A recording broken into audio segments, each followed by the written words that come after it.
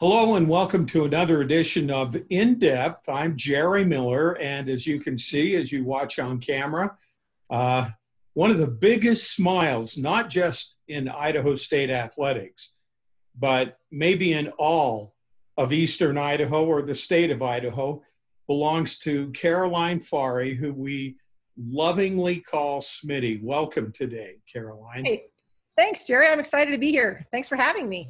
Well, you know, it's impossible to be around you without being enthused because as I've watched you interact throughout all of the years that I've known you, enthusiasm has to be your middle name. Yeah, sometimes. Yeah, we go back a long way, Jerry, back in the days when I was working in television. So that was, we won't say how many decades ago it was, but you and I go way back. You know, as I looked at your vitae, which is pages long, I saw that you were a recruiter for Idaho State before you foray into television. Yeah. So when I started college, I went to the College of Southern Idaho, and I was the student body president there while I played basketball. And I really grew an affinity for student services work. So through CSI, and then I transferred to College of Idaho and then to ISU eventually. My career goal was always to work in student services. So I was really channeling my path toward those things. And all along my undergraduate experience, I had dabbled in different areas of student services, primarily in enrollment services and student activities. So right out of college with my undergraduate degree, that was a natural step for me to work in student services. Well, currently you are the faculty athletic representative, and that's a position you've held for 2 years now? Yeah, I just finished up my third year, actually. How time flies. What's that? How time flies. How time flies when you're having fun, I think is the way that sentence is usually finished. Yeah, it's been a good ride. I'm a professor at Idaho State now. I've been teaching up at the university now for about 14, 15 years now. I lose track. And 3 years ago, Scott Benson, who was the faculty athletics representative for ISU for about 17, 18 years, he was getting ready to retire. And then President Bayless kind of had me on his radar for that position when Scott decided it was time for him to walk away. And President Bayless appointed me to the position, and thankfully President Satterley retained me. It's been a very rewarding experience, to say the least. I want to go back to some of your history. It would be a massive understatement to say, yeah, Smitty is academically published. Yeah. You have written and researched about many, many things, but one of the things you're most famous for is your research into concussions and their relationship to athletic participation. Talk about that for a minute and how that became part of your background. Yeah, so I guess we have to go back a little further too. I am also a practicing athletic trainer. I have been for a long time, and I worked up at Highland High School for quite a long time. That a lot of people will remember me from that. And just during that time, I just got really passionate about the student athlete well-being experience. And along those lines, just head injuries became something I was just really fascinated with, and concussion in particular, and how concussion was managed, especially at schools that did not have athletic trainers like we had at Highland. And just through my research and through my experiences, I just started to see the mismanagement of concussion. So when I was working on my doctoral program at Idaho State, that was one of the things that I really wanted to get into further. So first of all, I'm not a concussion pathophysiologist. I'm not going to be the person to tell you about the science of concussion and how it happens. And even though I know those things, I'm not a researcher in those areas and in predictive things. My line of research goes on how can we keep kids safe, and how can schools and sport programs in particular create policy and create management practices that ensure the highest level of safety for the student athletes, so that we're understanding the signs, symptoms, and behaviors, and we're treating those signs, symptoms, behaviors as concussion, even in lieu of an official diagnosis. So that's kind of where my research has landed me. I led the legislative efforts here in the state of Idaho and helped with a few other states to pass concussion legislation. We were the 4th state in the country in 2010 to do something about youth sport concussion. So really, we were talking about concussion here in Idaho long before the national spotlight was talking about it. And we acted, even though it was a small bill in 2010, and it really laid the groundwork for us to do some more significant things in 2012 and in 2014 and beyond. So I'm really proud of that. And it's really been a really good, I guess, springboard for my research as a professor. Well, let's talk now about Dr. Faure and her role as a faculty athletic rep. What exactly is it that you do?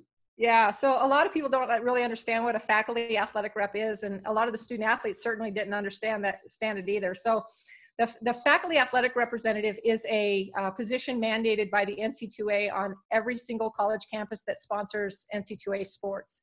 And basically, it's a tenured member of the faculty that the president appoints.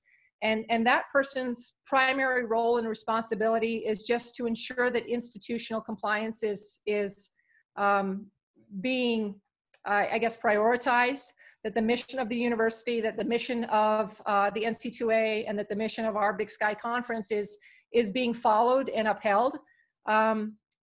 So I deal with the compliance things. I deal a lot with academic sides of things. I'm, I think, a real liaison between our academic unit of our university and our athletic unit. I deal on the day-to-day with student athletes' interests academically, with anything from assisting the advisors with what they need to ensuring student athlete academic eligibility, maintaining positive relationships with the faculty on campus. And then the third prong of what the FAR does is probably my favorite, and that is just kind of ensuring the student athlete well-being is prioritized on our campus. So as President Satterley said, you know, I want our student athletes to be healthy and happy. So I kind of take that to heart, I guess, with my role as the faculty athletic representative, and just try to be there for our student athletes when they need me, when they need a friend, when they need somebody to give guidance to, when they need a second mom. I am there as a voice for them to ensure that we're doing things that keep their best interests at mind, whether it be looking at travel schedules that may be demanding on a student trying to exceed academically and missing a lot of class, to the medical prioritization, making sure they're getting the appropriate care when they need it, or that they have access to appropriate care. And then just this year, we really focused on the mental health side of things with our student athletes, just letting them know that it's okay to end that stigma of saying that they need help when things get overwhelming. So let's talk about a couple of those points that you brought up. First of all, it seems that the academic success in athletic departments all around the country has become a major issue. And it wasn't that long ago that there were some very visible steps taken to improve the academic success of athletes at Idaho State University. Talk about where we are now. Well, I think that we've seen, first of all, since Pauline has come in and since President Satterley have come in, we've really seen a real strong emphasis on our student athletes. I think that we're taking just remarkable steps to create more resources for them. And a great example of that, as you know, is adding the additional strength coach, thanks to Bingham Memorial for their contribution to enable us to do that. We've added athletic trainers to our staff so that we have more of them. And then we've added more academic advisors to our staff as well. I think 2 additional academic advisors are going to be working compared to what we're working last year. So those things in itself are just tremendous gains that we've made at Idaho State, and tremendous steps forward that we've taken to prioritize the overall wellness, academic and social and athletic excellence that we can get out of our student athletes. So I think those things are the biggest things that should be applauded. Well, recently the results of academics at ISU and athletics were published, and they look pretty good. Yeah, so every year we keep what's track of what's called APR, and that's the academic progress rate. And APR takes into account how well our students are doing in the classroom. Are they meeting uh, meeting those progress toward degree requirements? Are they actively moving toward that degree completion by the end of their athletic eligibility?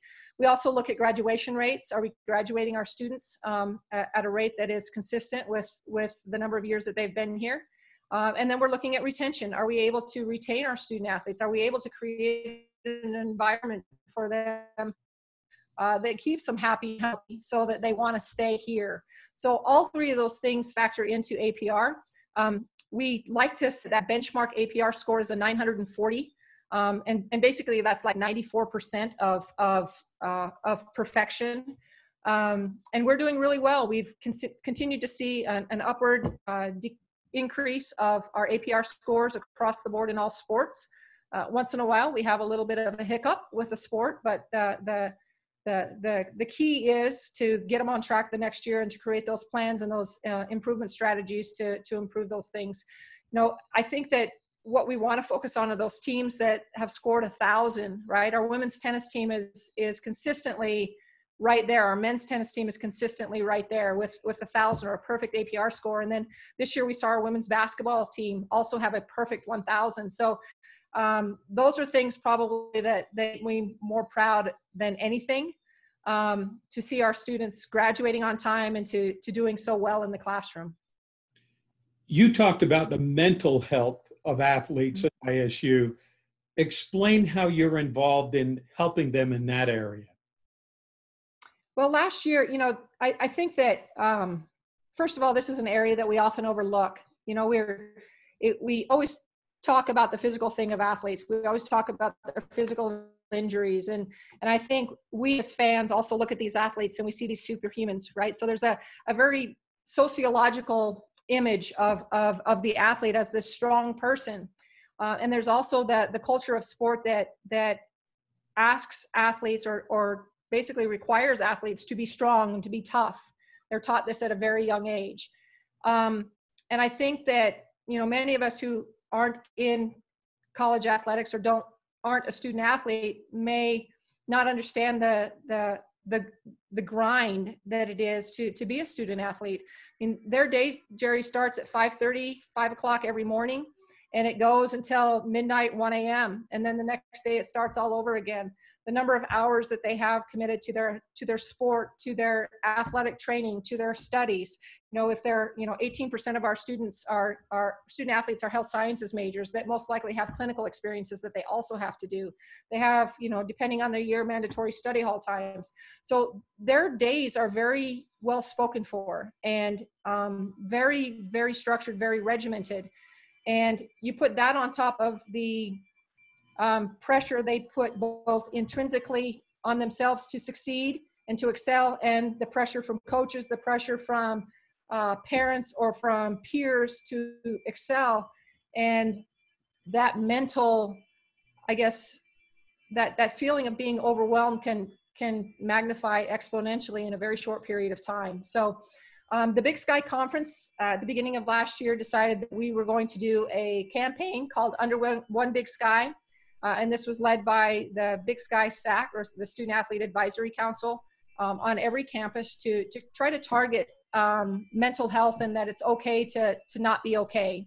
And so we did that on our campus, and I kind of, I don't want to say I led the charge, but I led a few initiatives toward that. One was creating a video that was basically, we are Idaho State Bengals, and it was about acknowledging that I'm here for you. It was all the student athletes talking and reminding their peer student athletes that, listen, I got you. If I'm going to support your mental health and I need you to support mine, I'm going to acknowledge when I need help, and I'm going to stand by you when you acknowledge that you need help. So that was how we started it. We asked them to take what we called the Bengal Pledge, And the Bengal Pledge was just that they would acknowledge when they needed help. And I think that those things, and a lot of the coaches took that pledge as well. The administrators, President Satterley, a lot of people around campus also took that pledge for the student athletes on their behalf. And I think it really started the discussion. It got people to actually acknowledge mental health, and you know, we're not going to end the stigma in a year. We're not going to end it in 2 years or 3 years or 4 years. It's going to be a very long process, and it's very much ongoing. I think it started the ball rolling, and it started the discussion, and it started, you know, we created a wonderful relationship, a wonderful partnership with our counseling and testing center on campus. Got to give huge props to Dr. Rick Pongratz and his staff for what they did in welcoming our student athletes. And then we did a mind, body, and sport workshop the first Monday of every month, where we had a different issue like mental image, or I'm drawing a blank, body image, or anxiety or depression. We dealt with those things once a month. So we had the student athletes in for that. So those are some of the things that we've started. Like I said, it's a long, ongoing process, and we look forward to continuing that this year. There's another program that I don't think many are aware of, and that is the Faculty Mentor Program. Explain what that is and how it works at ISU. Yeah, so the Faculty Mentor Program is something I started last year. You know, we have, 15 athletic teams at ISU, and me as the Faure, I am supposed to kind of be involved with all of those teams, and I definitely have relationships with all of our student athletes. I think you'd be hard-pressed to find a student athlete that doesn't know who Smitty is. But Smitty can only be one place at a time. And I wanted to kind of, what I do for the student athletes, you know, and to be that resource for them, and to help be that link and that mentor to them in many ways, I wanted to multiply that.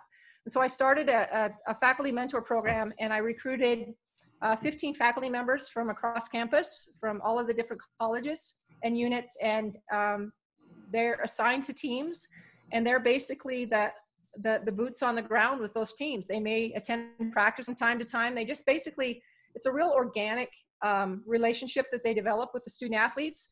Just say, hey, I'm here. You know, when you need something, I'm here to be a friend, to be somebody to give advice, somebody maybe to give a little career counseling, somebody to help navigate a difficult situation with a faculty member. You know, I'm missing this much class, and this faculty member isn't understanding what's the best way to go about talking to this faculty member to help them understand the predicament that I'm in, and, you know, those kind of things. Maybe it's like me, I get called upon to proctor tests once in a while on the road. You saw that in our basketball trip at the end of the year. But maybe they'll be called on to do that. It just depends on each mentor and what they want to do and how they want to take that relationship. So we're just finishing the first year of the program. I'm kind of turning that into some research too, to see the effectiveness and kind of follow that for the next 3 to 5 years. But I'm really excited about the first year of the program. I think some of our mentors were really able to connect with our student athletes and make a big difference. And you can never have too many friends. You know, that is a great idea that I think can go a long way in overcoming one of the stereotypes in college athletics, and that is the so-called butting heads between academics and athletics. And I applaud you for coming up with that idea.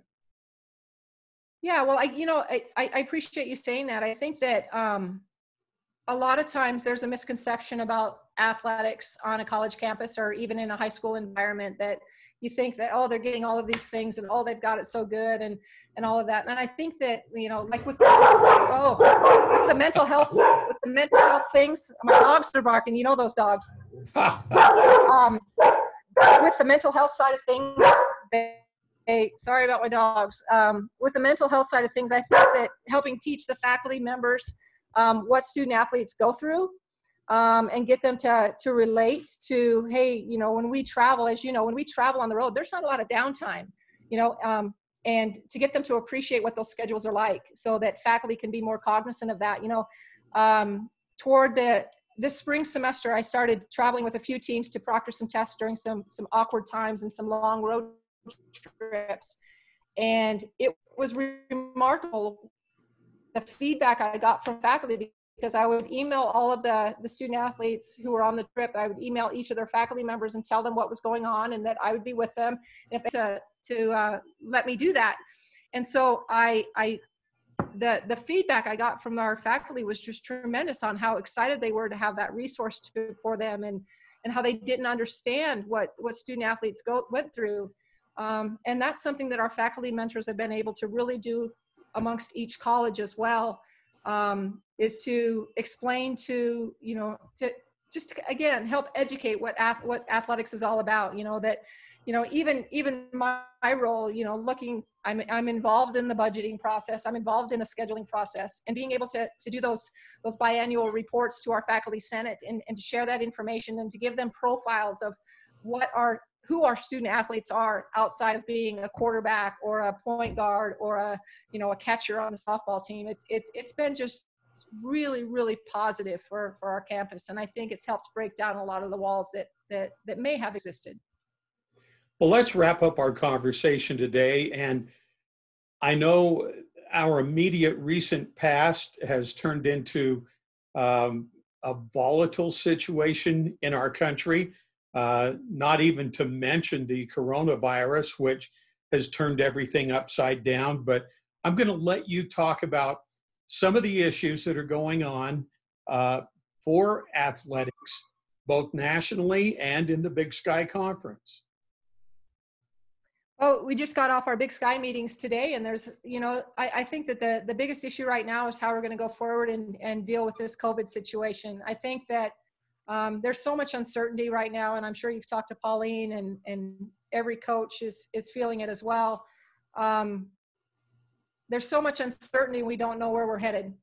And for the first time in a summer, we just don't know, and we don't know what we're planning for and when we're going to be able to actually plan for a definitive thing. So I think that's the biggest issue facing us. Of course, we have the name, image, likeness things facing the NC2A right as well. And that's going to change the landscape of college sports. Maybe not as much for a school like Idaho State, but certainly our student athletes are not ignoring that noise that's happening. And I don't want to say noise in a bad way, but there is a lot of uncertainty toward that as well, and how that's going to affect our student athletes and what they can and can't do as far as making a reasonable amount of money on the side.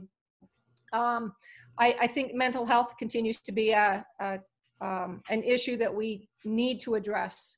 And President Satterley can tell you every time I meet with him, I'm always talking about what can we do more for that. It would be great to eventually get a sports psychologist on staff, a dedicated sports psychologist that can deal with the sport performance things and that can also deal with the depression and anxiety issues that our student athletes face. So that's a goal of mine that before I retire, I would really like to see happen. And then, just a lot of other things we're dealing with the conference level. We have a very geographically expansive conference.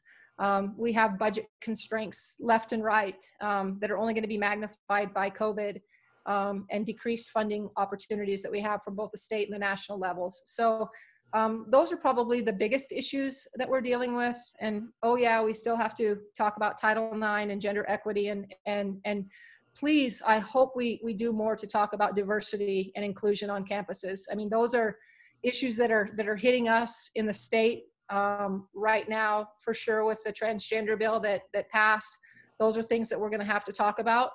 And then the diversity issues to create a more inclusive environment for our student athletes and our staff as well. We need to promote more diversity for sure. Dr. Caroline Faure, Smitty, who we love to call Smitty. Most of you see her bouncing around at home athletic events with a camera around the court, around the field, and she's taking photos all the time. But now you know what she really does, and deep value, Smitty, that you bring to Idaho State athletics. We truly are blessed that you are part of us. Thank you.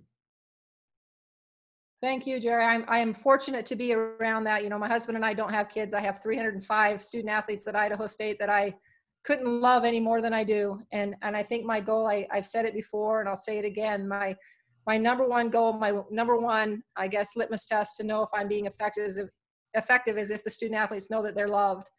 And I think that there's a whole lot of love to go around by a whole lot of people at Idaho State. And I'm just really honored to be one of those people. So thank you for all you do for the student athletes. I think we've got a pretty good team up at ISU. Couldn't be prouder. Thank you very much. And that wraps up another in-depth look into athletics at Idaho State University. Thank you for tuning in.